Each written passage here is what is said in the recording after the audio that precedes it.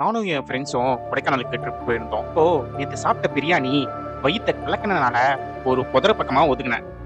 இப்போ ஒரு பூ பார்க்க வித்தியாசமா இருந்துச்சு. அத நான் எடுத்து மோந்து பார்த்தா, உடனே எனக்குள்ள யாரோ பூந்த மாரி ஆகிடுச்சு.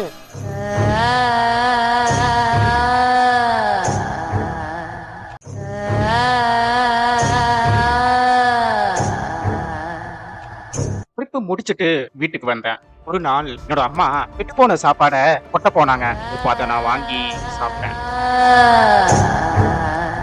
என்னோட அம்மா இந்த நடவடிக்கையே சரியில்லையேன்னு திருமுக்குல இருக்கிற நித்யானந்தா சாமிகிட்ட கூட்டிட்டு போனாங்க. உங்க பையனுக்குள்ள ஒரு ஆவி தங்கி இருக்கு.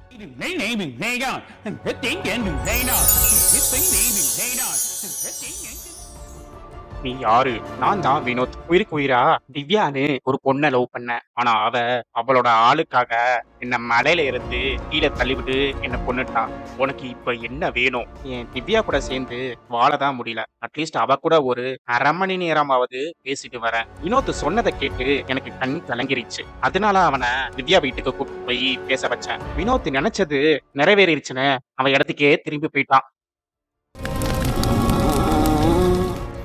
One eternity later.